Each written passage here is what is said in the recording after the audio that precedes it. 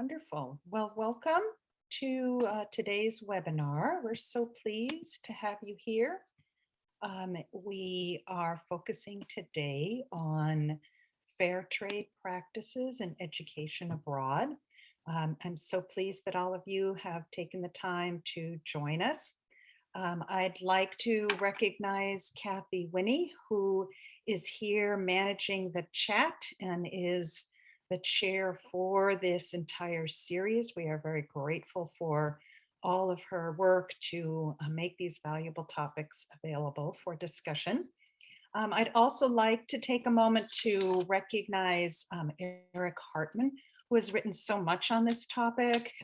His publications have been valuable to all of us, and we wanted to take the opportunity to recognize the value of his work.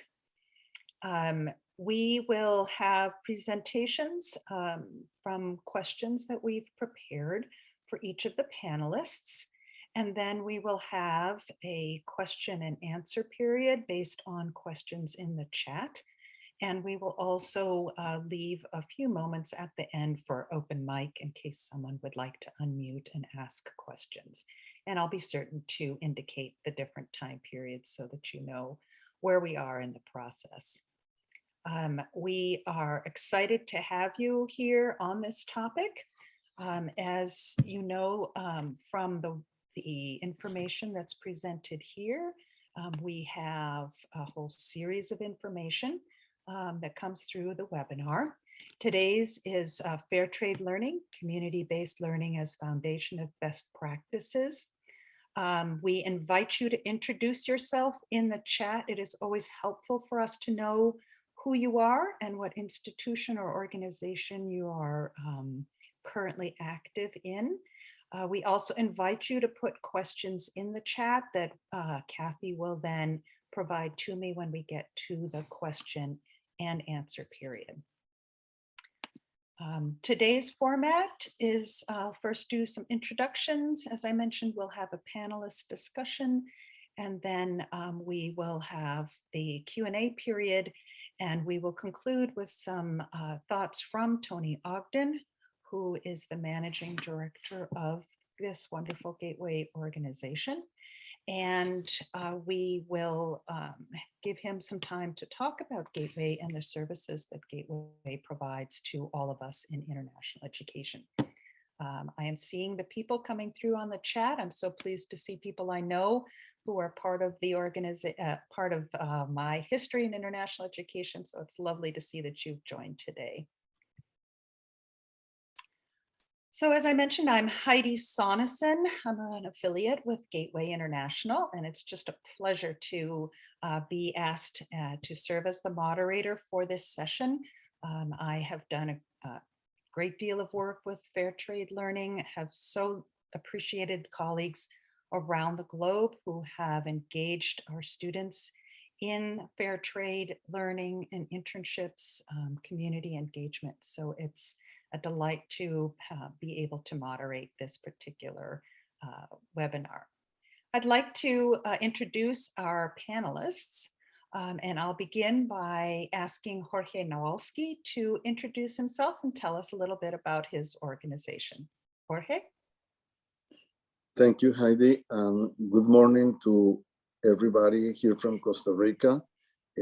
Thanks to Gateway International Group for allowing me to participate and share with you what we do at the International Center for Development Studies, which is the organization I founded and I chair 23 years ago. And we are devoted to international education through experiential learning. And also I'm the founder of another organization called Aliarse, which is a foundation that devotes its resources and efforts on public-private partnerships, which is in development projects, and we use a lot of the work that we do in the field to document curricula, our programs, and our experiential learning projects. Very quickly, just to finish, what I would like to tell you is that I have 40 years of experience in development projects, working with the government of Costa Rica at some stage, with the United Nations organizations, And what I'm trying to do at this stage in my life is really to mentor and to use all the knowledge that some other people share with me, and really help young people to and empower them to become global citizens and to get quite involved in society. Thank you. Wonderful. Thank you so much, Jorge. Appreciate it. Our next presenter, whom I'd like to introduce, is Beth Lau, and I will invite Beth Lau to share a little bit about herself and her institution. Thank you, Heidi. Good morning, everyone, and thank you for joining us today. My name is Beth Lau. I'm the Dean of International Programs at Pepperdine University. Pepperdine has 6 international campuses, and my team is responsible for the academic, financial, and administrative operations of those different campuses. My work with fair trade learning, actually, it began about 15 years ago, and it's one of the most rewarding and impactful aspects of international education that I think I've been involved in my career.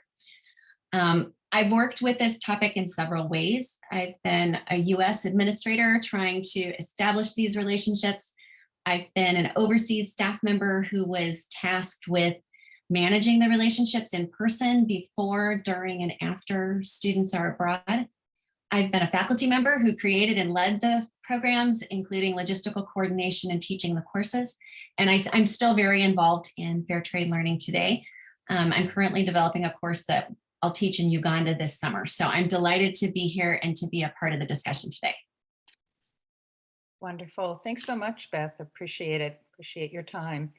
Our final panelist I'm excited to introduce is Daniel M Garton, who comes to us from distances farther south. And Daniel, I look forward to having you participate and invite you to introduce yourself.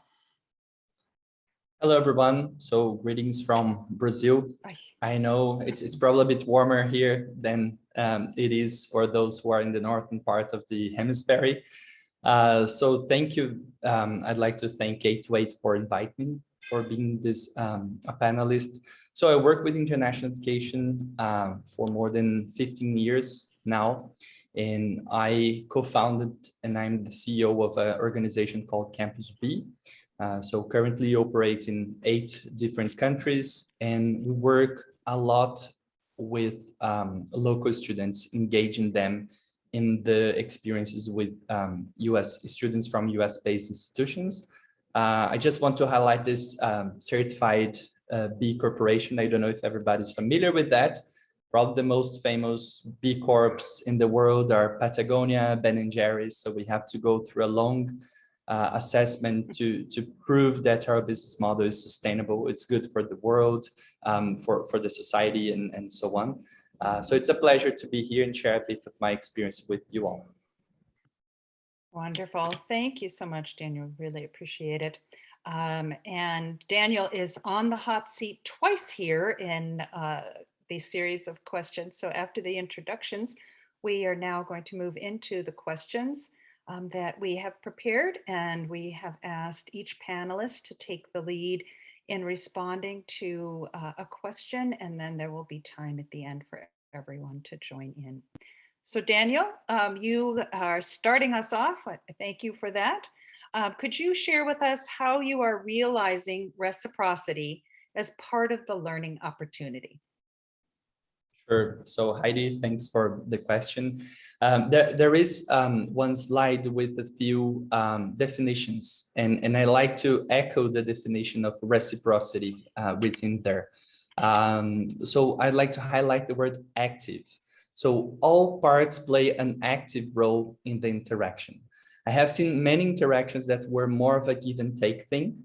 So when you bend a wall of a cultural center in an economically less privileged neighborhood, for example, is the population from that area playing an active role?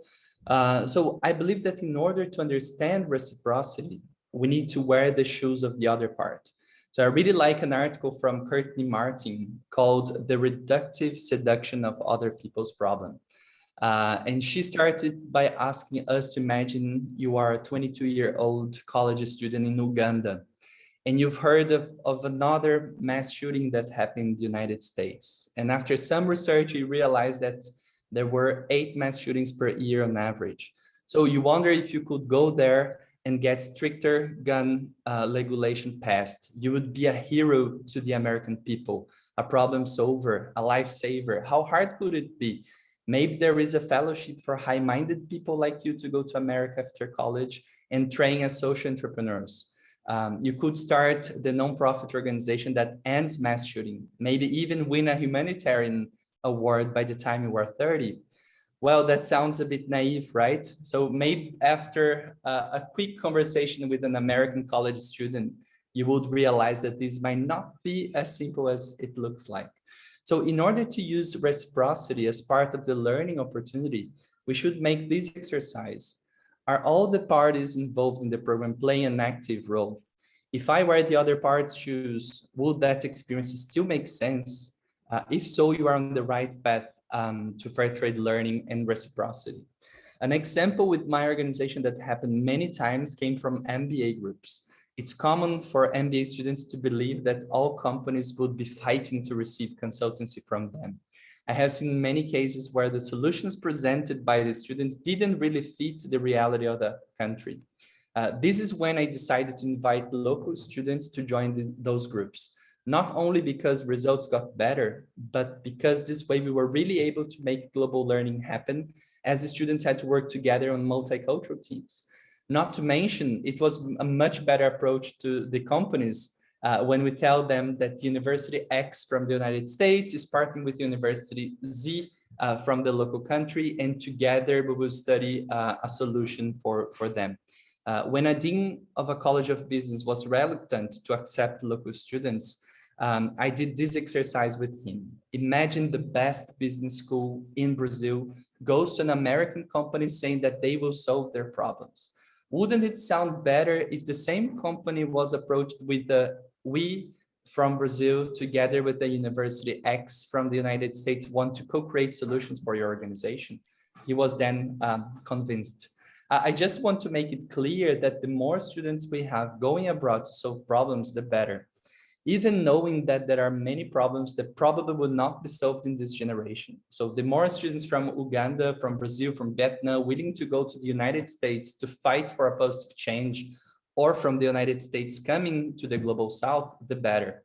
I'm not questioning the what's or why's, but the how's. And I truly think the idea of going to college to be ready to change the world after graduation is old.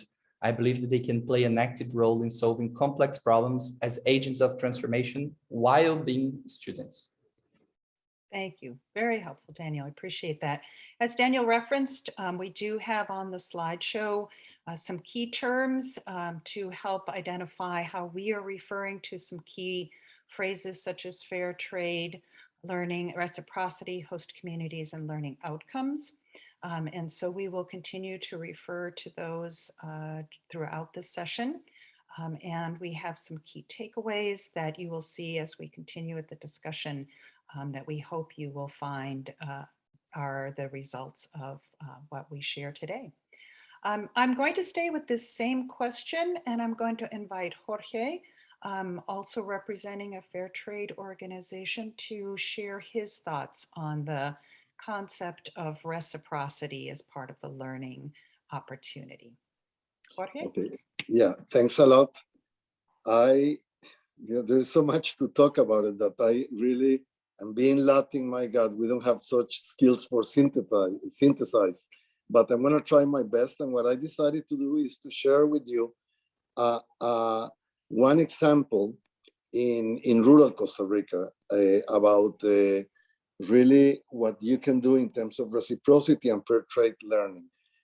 Very quickly, this is about, and something I would like to pinpoint, and I think it's quite important, is that the concept implies really that projects have to be demand-driven, and in terms of the host NGO, host community, and should not be by any means a showcase for students. So what I would like to tell you very quickly is about our experience with an agroecological farm called Finca La Flor.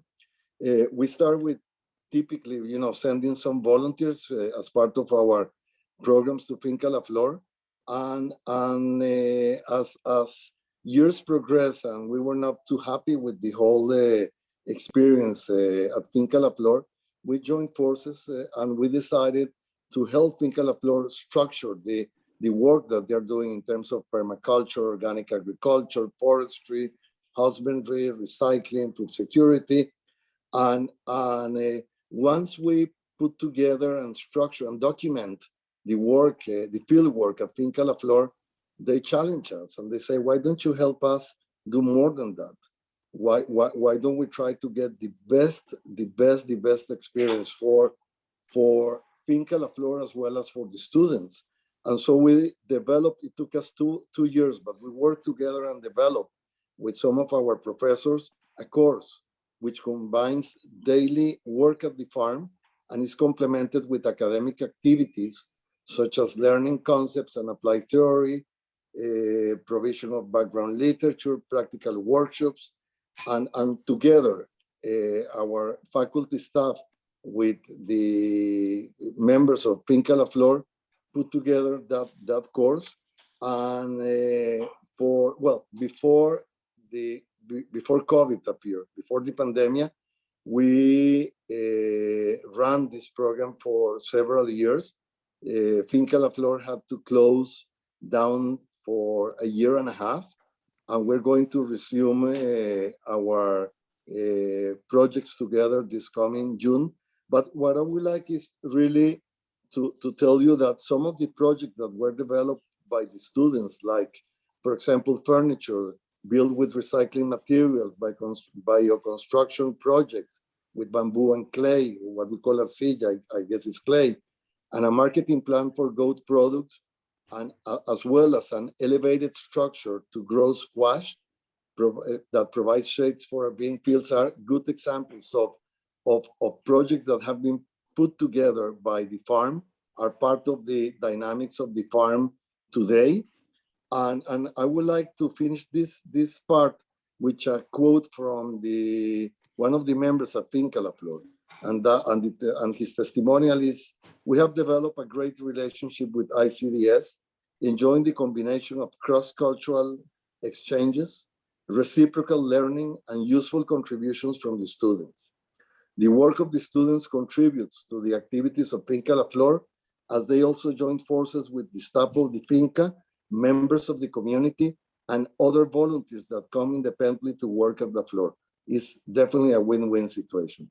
I would like to stop my contribution to this first question. There's plenty to talk about. If someone is more interested on the whole process, I will be more than happy to provide with more information after the webinar.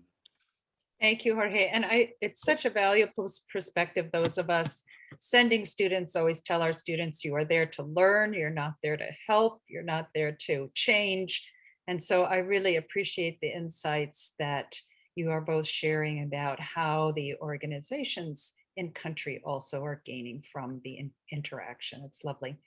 Well, we are going to this time keep Jorge on the hot seat for a second question. And it leads perfectly from the description he just provided of these organizations. Can you tell us, Jorge, how do you prepare the local communities for the engagement? Some of the structures that you use, and how you help them be ready to realize benefits from receiving students? Okay, I'm going to change completely the settings, sorry. Please do. I'm doing that on purpose. I'm going to move from rural Costa Rica into urban Costa Rica, if you don't mind. Okay? Do. What I'm going to tell you about is a course that we run, which is a course based on fair trade learning. Well, I'd say experiential learning. I'm going to change. I'm not going to talk about community. I'm going to talk about NGO because it facilitates what I'm going to really share with you, but obviously it's about the activities with NGOs. So what I would like to explain to you is, hopefully very quickly in a logical way, the structure that we have put together for the last 10 years, really, doing this with different NGOs in Costa Rica. So first of all, we have a full-time coordinator within ICDS, who is a social anthropologist with many, many years of experience in the whole of Central America, on the field in terms of development projects. And part of the work that she does is, or that we do as an organization, is the mapping of sites for community work. And so the selection is from the network that we have been putting together, as I say, for the last 10 years. With COVID has been quite tough because we have been really, it's really sad, but I'm not going to go into that. I rather be assertive and positive about everything than anything else. But there are many organizations which are closed nowadays, and there are other organizations really that are really struggling with resources. But because we have it's a partnership rather than anything else, we are in constant communication with and trying to help those which remain open. So what we do, just to continue with the whole process, is that once we update, let's put it that way, the profile of the organization we are working with, and find out how are they doing and the type of activities that they are still able to run, just to reinforce what I say about demand-driven. Then we meet with the counterparts of that organization, and we work closely together to find out what kind of support and collaboration can they get from our students. So there is a preliminary work plan that is put together by the organization and ICDS. Also, what we do is, if we're going up, as an example, as we speak right now, we are in the spring semester, and this course, which is called Community Engagement and Sustainable Human Development, is being run. Thank God we are being able to work with the organizations personally, not virtually. And so the work plan was set up originally by the organization. And once we run workshops for the students, with the students, and the members of the organization also participate in these workshops. And during these workshops, what we do is prepare students to be able to work on ongoing activities which are taking place as we speak in these organizations. And for the placements of the students, we work the profiles. We use criteria as the language proficiency, the past experience of the students on community work, their interests and expectations, the potential contributions to the organization, and a preliminary assessment of skills and competencies of the students.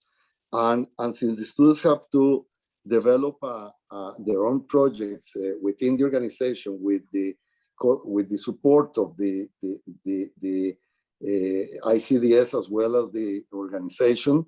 So what is important is that whatever the students are doing, they have a portfolio that they put together, and at the end of the whole experience, there is the evolution. We'll say the word in English. What they do is that the students present the project. The students present recommendations as well in terms of things that can be improved of their work, the work of the organization, and also how to try to maximize the impact of whatever the organization is doing with the community or the people they are bringing benefits. And it's very important because for the evaluation of the student, we take into consideration and we value the feedback that we get from the organization and also from the beneficiaries of whatever the activities we're talking about. Sorry that I'm rushing into that, but what I would like is to finish talking about some benefits, but also about some negative things. I mean, some externalities which I'm afraid are into COVID. Sorry, but I have to explain that. In terms of the benefits, I will say that first of all, something I forgot to mention: when we start, before we moved into experiential learning, we used to just facilitate the participation of our students into doing some voluntary work. but not as part of the curricula of the program. And when students came to us and we realized that they were really lacking tools to get the most of it, even things as simple as not understanding the context, of the organization and the country. So we decided really to completely change the whole course and the whole experience. And I must confess that I'm biased because I spent many years at the UNDP and United Nations.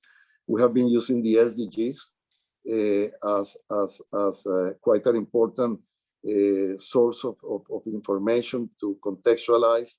And so I will say that one of the benefits is a better understanding of what the students are doing and the challenges that the country faces, that the NGO faces, and the community faces. And according to the organization, is more minds and hands contributing to the work of the NGOs in a structured way, cultural exchanges and greater capacity to work in different environments, which has to do a lot with cultural sensitivity and the development of the capacity to adapt to different environments, and that is part of the process of empowering global citizens. Greater impact through collective work and action in what the NGO is doing, innovation and creativity, and even contributions in some cases of students for certifications and for fundraising. And I will say that in some cases, the relation with students has not stopped when they leave. They go back to the schools and they raise funds, and there is a constant communication. We have had some students coming with Fulbright, going back to the organizations. We work with some universities that have co-ops, and students have returned to do co-ops in those organizations. So this part of the benefits. And in terms of externalities, and I would like to finish with that, not to take too much time, definitely the common one, language. And the language barrier and the cultural barrier, this is very difficult to deal with. The length of time is also quite an issue. On purpose, I choose to talk about the semester and the experiential learning because it's what I enjoy most, because we have plenty of time to work with under the scheme of fair trade learning. It's different when you have a short, customized program with 4 or 5 days or 10 days at most. So, but I would say that the length of time and the dynamic of the work is something to take into account for something like what I'm sharing with you. The lack of resources sometimes to implement suggested projects, and students might get confused. And so it's very important that from the beginning they understand they contextualize and put into perspective, the reach of what they're doing, but not to minimize the importance of their work. And something that is very important as well is the bureaucracy and a different organizational culture.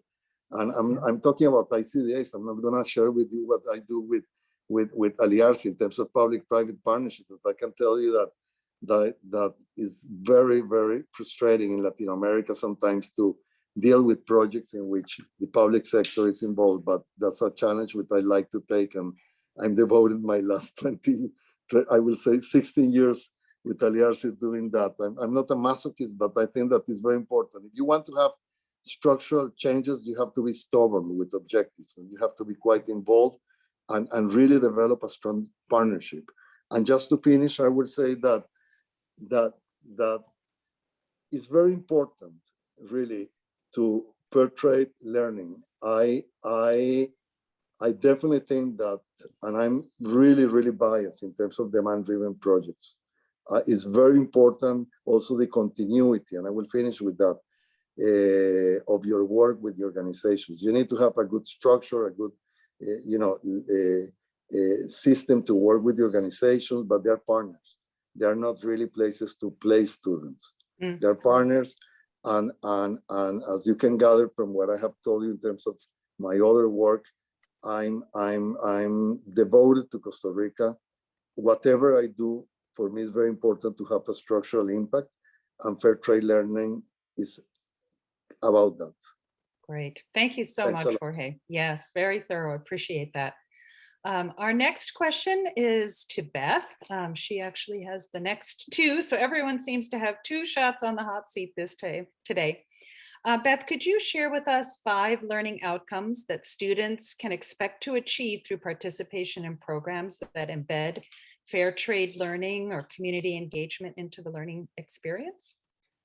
Sure. Thank you, Heidi. That's a really great question because learning outcomes for fair trade learning, they're kind of tricky. Within this context, there are really 3 levels of learning outcomes that need to be considered. And it's important to note that there may be 2 sets of these outcomes, right? The US institution and the partner. But the first level of learning outcomes is course learning outcomes. Most of us are probably familiar with this, but course outcomes can be very specific to a discipline that's being taught. And it's important to note, however, that your partners abroad, they may not be teaching courses per se. So your partners may or may not have course level learning outcomes. Program level learning outcomes are another type of outcome in fair trade learning. These transcend the course or a single discipline. They also directly connect to that engagement, those relationships that we build with our hosts. So for instance, our program level learning outcomes at Pepperdine are cultural humility and global competence. And we define cultural humility as the ability to understand, critique, and value one's own cultural identity and the cultural identities of others within and across contexts. We define global competence as the ability to effectively engage with individuals from different cultures using appropriate responses to challenging or ambiguous situations. So you can see that those program learning outcomes, that transcends a single course or a discipline. They really reflect the collective learning of the experience, both curricular and co-curricular. The third level of outcomes is community level outcomes. And Jorge and Daniel have both talked about a number of these. And it ranges pretty wildly, but these outcomes often transcend the program itself. This is when the participants take the experience and actually use it to sustainably impact the broader community. For instance, in my research and my experience, I found a few common themes. For both US and host country faculty, they often report that these types of experiences and programs, it ultimately makes them better teachers. Their empathy for students increases and they integrate more global learning into all of the courses they teach, not just the study abroad courses that they engage with. And that's a win for everyone, right? That transcends the program or even the partnership itself. I also want to point out that none of these outcomes happen by accident. In partnership with the hosts, you need to deliberately integrate materials and experiences that really support these outcomes. I found really there's 5 principles or design principles that we can use to try and achieve this in partnership with our hosts. These principles also actually support the intercultural learning that, again, my co-presenters have alluded, that's one of the more challenging aspects of fair trade learning. So first, you want to be intentional about that program design. These learning outcomes are not a byproduct of travel. If we want to do this well and in a way that really embodies reciprocity, we have to be very intentional about it. Second, increase interdisciplinarity. So those program and community learning outcomes, they transcended a discipline. Integrating interdisciplinary perspectives into the experience helps the participants understand the breadth and the depth of that experience overall. Another strategy is you have to create space for these outcomes. You have to make time in the program schedule. Many of these fair trade learning opportunities are short-term, not all of them, but many. And the reality is we have to make choices. So you have to make time in the program schedule to prioritize these outcomes. Fourth, faculty and community members need to support the learning before, during, and after. So preparing participants for the experience, supporting them during it, and then helping them identify transferable value or skills afterwards. And my last strategy, improve your experience over time. So fair trade learning is a marathon, not a sprint. In my experience, just speaking from the programs that I've led, I typically don't get it right on the first try. It's important to incrementally improve and adapt your approach in partnership with the host community. It's really important to do that incrementally and over time. So I'll summarize in 5 seconds or less, Heidi, and then we can move on to the next question. So fair trade learning, there's usually 3 levels of outcomes: course outcomes, program outcomes, and community outcomes. And these things don't happen by accident. Focusing on some of those design strategies that I described can really help universities and community partners really support the experience of fair trade learning. Wonderful. Thank you, Beth. Do you have an example you would like to share from your own leadership and teaching? Yeah. So I've kind of got Uganda on the mind right now because that's what we're preparing for summer 2022. And it really is kind of tricky. So we have started out with those outcomes of cultural humility and global competence. And actually what I'll do, at some point, I'll post those in the chat so that you have those. Those are kind of long-winded definitions. Those are good program level learning outcomes. I'll also look up, I'll see if I can track down one of the program level learning outcomes. So for instance, I'll be teaching a course that focuses on advocacy, political, social, entrepreneurial advocacy. And so one of our our course level learning outcomes is to be able to understand the mechanisms and platforms for advocacy, both in the United States and elsewhere, almost a comparative type outcome. So I think those are good examples. I'll post those in the chat, and I see Tony asked me to post the 5 strategies as well. I'm happy to do that. Thank you so much. You have alluded to this a bit, Beth, and I invite you to share any further thoughts you have about the philosophical model key principles that guide your students when designing these kind of fair trade engagement opportunities. So I think at Pepperdine, our guiding principle is accompaniment. Accompaniment has actually been part of the service learning and community engagement discourse for many years. It's the idea that we are walking a journey together with our partners abroad. Embedded in accompaniment, I think, is a couple of key values. The first is that we approach these programs with a very high degree of flexibility. Unlike a course on campus, we don't control every aspect of the learning environment, and we embrace that in fair trade learning. And we adapt based on the needs, interests, and resources of our partners.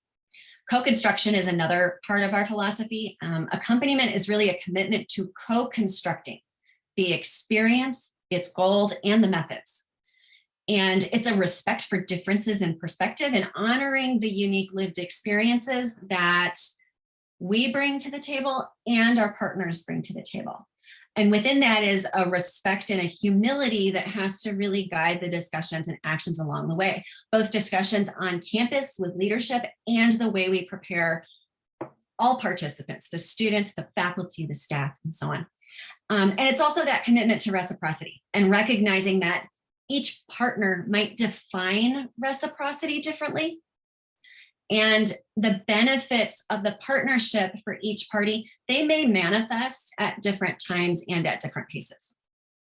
Wonderful. Thank you, Beth. Well, I'm certain we'll come back to this in the Q&A period. I want to be certain we get to our last 2 topics and still have time for open discussion. So thank you all. These have been such thoughtful comments. Daniel, I have a question for you. What are some of the specific enhancements of this model as a result of the pivot to virtual learning?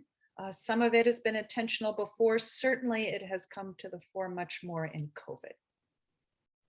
Hey, thank you, Heidi, for the question. So when the first faculty came to us asking to transform an on-site faculty-led program to a remote experience due to the whole pandemic situation, I put my whole team to think, how can we translate part of this informal learning that happens during an on-site program to a remote model?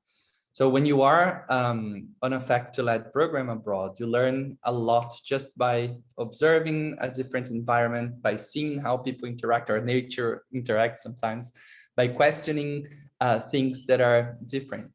So after some discussions, we realized that we must include local students in all remote programs and also make them project-based. So we revisit the programs we were operating since 2010 and realized that we were already doing project-based learning with local students in a big portion of our program. So when we have a project, which is an endeavor with definitive beginning and end, although I understand what Beth said, that the learning outcomes sometimes go beyond that period of time. So the students, they know clearly what has to be delivered.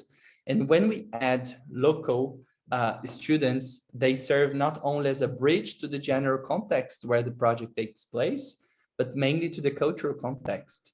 And a bridge connects not only A to B, but B to A as well. So students interact with each other, and then the magic happens in a very intentional way as well that we do.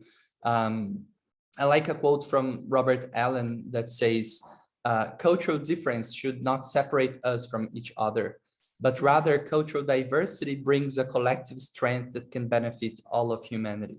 So pointing out another definition that was in one of these slides, the definition of host communities. It says, traditionally refers to a group of people with common geographical location, class, or ethnic background, and with whom US students engage. It's important to emphasize that it's written traditionally, because in the virtual world, this is different. So local students and visiting students, they are in a place that doesn't belong to any of them. So instead of what we say a lot, and I'm sure that most of you use this term a lot, the internationalization at home, we're talking about an internationalization in the cloud. And both parties, they are equally important for the experience to happen. Just like soccer, well, I'm Brazilian, I have to say an example is soccer. You cannot play if you don't have the other team. So these make us super proud. As you know, only 1 out of 10 higher education students in the US cross the borders to study abroad, to have a study abroad experience, according to the IIE's open doors. This sounds like a small number when you think that 9 out of 10 students don't go abroad from the US, but it's not. So if we get the numbers for Latin America, only 1 out of 100 higher education students study abroad. So when we offer a program like that, we are offering global learning opportunities for both sides, and doing it remotely makes the experience more accessible because it's less expensive, and also offers timing flexibility. Wonderful. Thank you, Daniel. Those statistics, when you said those and during our early discussion for this session, were, I thought, very powerful and a very important philosophical stance on reciprocity. So thank you. As we move into the discussion portion now of our session, I wanted to invite Beth and Jorge also to share how the transition to some virtual learning, how COVID itself has shifted how you're approaching the work that you do. Jorge, do you have some thoughts? Yes, but I will have to move away from my CDS. I mean, the decision I'm going to tell you about what we are doing in Aliarch, and I think it's quite important. And it's a good example. Well, let me explain to you. We help develop competencies, bilingual competencies for work for poor people in Costa Rica who are unemployed. And as you can imagine, as in everywhere, COVID really struck very hard in terms of the unemployment and underemployment and the informality of our labor force.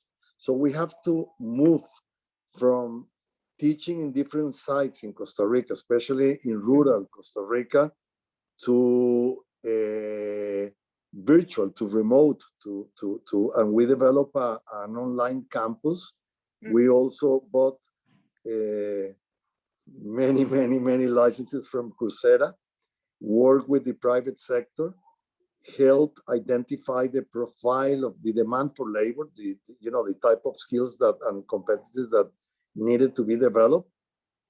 We're not Brazil, we're not US, this is a tiny country. So whatever numbers I will say may not be too impressive for you. But as we speak, we are right now teaching through our virtual campus to 1,400 people. And the rate of placement after they graduate and get at least a level of B2 plus some skills, and this is what we use Coursera for, right now is 60%, which is remarkable for Costa Rica. So I was quite skeptical, I must confess, when we moved into this virtual campus, but has worked quite well. I enjoy more hands-on experience and being on the field working. So I'm perhaps all habits die hard. Yeah. I hope we can move forward and go back to do things that like we do on the field, like La Flor, an example which I just gave you. But in the past, just to finalize with this, we have used even TESOL programs to help with our work with this Alliance for Bilingualism and the project that we have in Costa Rica for the development of bilingual competencies. The move toward virtual, to remote way has been successful, but I'm not satisfied with it. I would like to go back to the old time. Yeah, I think a lot of the discussion in the United States is now an and, not an either or, is they have their value, but they are not designed to replace, but they do open up some new doors. And I think that's what's important. Yeah. Beth, thoughts from you on COVID impact? Sure. Obviously, it's been a wild year and a half. I think all of us would agree with that. In terms of how, though, it impacted fair trade learning at Pepperdine. Pepperdine is a very traditional liberal arts institution, and pre-pandemic for our undergraduates, there really were no online opportunities, period, no courses, nothing. So this was a massive lift for us institutionally. And I have to give a shout out to my colleagues here at Pepperdine who really stepped up and offered the best quality experiences we could given the circumstances we faced.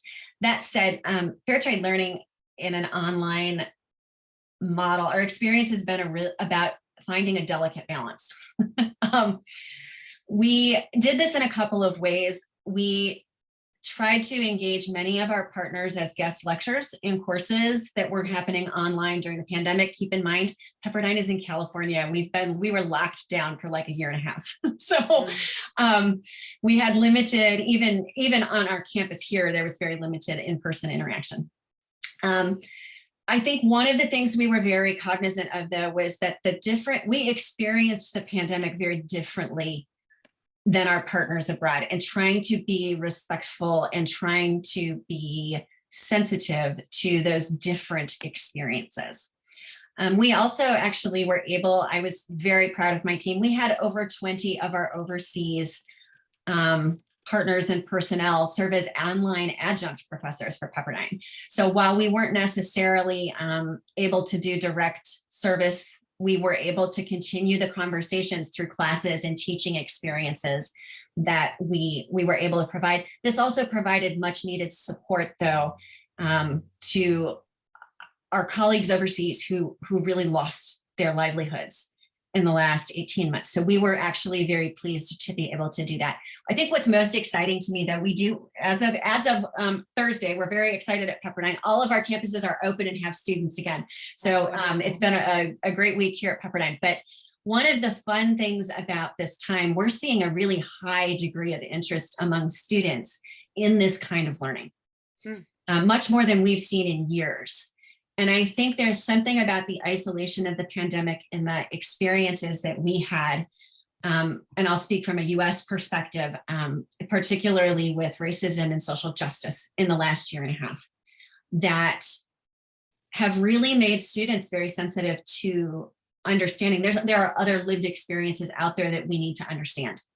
And I'm finding that our students see fair trade learning and community engagement as a way of starting to engage in those conversations. And it's become a real challenge and joy for us to actually be ready to facilitate those conversations. And what does social justice look like in a global context?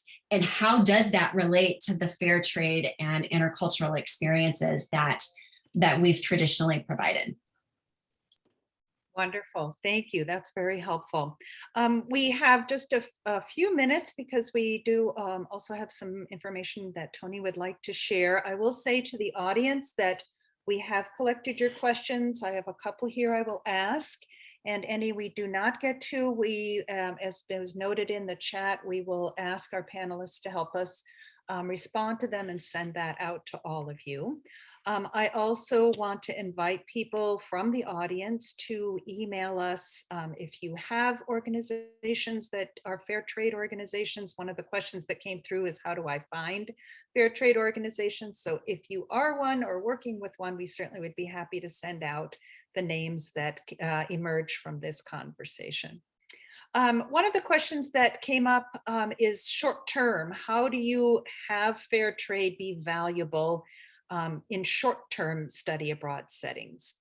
Would one of you, I see Jorge and Beth nodding. Jorge, would you like to share a little bit very briefly how a short-term study abroad could be valuable, since you focused on semester? Okay, we have done it in, I would say, in two fields. One, in an area I haven't shared anything with you yet, which is the area of health. We're quite involved with health programs in Costa Rica. And we have done it for a period of, for 10 days. And it's a combination of site visits to understand the health referral system of Costa Rica, guest speakers to contextualize and to, the work of how the system works, and some observational clinical rotations with that has worked quite well. But as we speak, we have right now the winter term, and we're doing the same, but teaching courses and a full semester. And at Finca La Flor as well, we have done many times, short-term visits, no less than a week. And since the whole work of Finca La Flor is well structured now, and the experience of this course on sustainability practice, that has worked quite well. You always get a little bit of frustrated, as a professor you would like, and also as someone involved in development projects, you would like that they're not short terms, that you have more time to get students involved, but that doesn't minimize the experience. I would say that it's possible to do short term, but it's possible. It's very important to have the outcomes quite clear from the beginning. Yeah. Very good. Thank you. That's very helpful. In the interest of time, I really probably have the time for one more question, and then the others we will again address afterwards. Are there, in terms of assessment tools and questions, that you find particularly effective for understanding whether a fair trade experience has been successful for the student and the organization? Beth, I might turn that to you, since you've led programs, if you have a thought there. This is one of the hardest parts. I think we have the student narrative about how important and impactful these experiences can be, but from a research standpoint, and even an accreditation standpoint, assessing these kind of experiences is really hard. I've worked at 2 institutions now that have figured out ways to assess learning at an education abroad level. And my tip, I guess, is that there are lots of assessment tools that can help you with this. There are rubrics, there are surveys, there are all sorts of instruments out there that you can use. And I strongly encourage you to use an instrument. So to be clear, that cultural humility and global competence example I gave you, those are based on the GPI. I know that I'll share the University of Utah uses the IES instrument to measure learning in some of their programs as well. Those instruments are really valuable, and I would actually recommend trying to access and leverage those tools if possible. Wonderful. Thank you, Beth. And we'll come back. We'll send out, I'm sure Jorge and Daniel have thoughts too, and we'll send out a response to everyone at the end of the presentation. So I'm going to move now to the Tony's component of this, where he would like to share a little bit about what Gateway does. And so I'm going to stop my screen share and invite Tony to share his. Well, thank you very much, Heidi, and Kathy in particular. Thank you so much for bringing this panel forward to today. It was really fascinating. This is definitely one of those panels where you want to go back and definitely listen to the recording. There are a lot of great insight that was shared today. Thank you, Beth, Daniel, Jorge. It's really terrific to be with you today. I do want to share not so much about Gateway, actually. I want to just share a couple of resources that come to mind as I was listening to today's panel, as well as so many very questions. And I just turned around off my bookshelf here and I grabbed this book here. Maybe you're familiar with it. If not, it might be a book that you might want to be familiar with. Here, it's called Conflict Zone, Comfort Zone. It's only a couple of years old. I have a chapter in this book along with Eric Hartman. Really interesting book at looking at community-based learning. And since we're talking about community-based learning, but let's also point to Eric's book, Community-Based Global Learning. These are two relatively new publications that I think might actually supplement your thinking, any of you out there, with regard to all forms of community-based learning and certainly fair trade learning in particular. Also, to share my screen real fast, I wanted to also show on the Gateway page, if you're seeing my screen now, you'll notice if you've been to Gateway's website, you'll see that there are 3 divisions. The division I really want to point you to is the Gateway Resources division. If you scroll down on the, and it's all free, if you scroll down on this page, you'll see something here called a Gateway Faculty Toolkit. And in that toolkit, there are some tools that are specific to fair trade learning, if you're interested. There are quite a few tools, in fact. And the indexing here, you can look at it however you wish, but there are many ways to get to particular tools. I just clicked on here for ease and expediency, global citizenship. But anyhow, if you scroll down, you can see these different tools. And of course, you can search by the goal of your program or whatever it is that you're most interested in learning. But in particular, I'll point to you, that was not my dog, by the way, To Hell with Good Intentions is a particularly interesting tool that may be relevant today because of it's actually more than 50 years old now, but relevant to the speech of Ivan Illich when he went to Mexico, and he basically told the American students there doing some volunteerism work to go home and stop selling their American middle-class way of lives there in Mexico. It's fascinating. Anyhow, you can read about the pedagogical tool here and then download some word-based handouts that might be useful to you if you're even just facilitating a simple discussion with students prior to departure, both in a remote or in an in-person context. I think it's very, very important for students to look at themselves and how they have, if we're talking about reciprocity today, they really need to look at their side of that equation. So I want to just wrap it up there and say, do explore some other aspects of the toolkit, as well as other aspects of the Gateway's website. And with that, I know we're way out of time. Thank you so much for being here today, everyone, and especially to our panelists and our panel hosts, Heidi and Kathy. Thank you all. Thank you, everyone.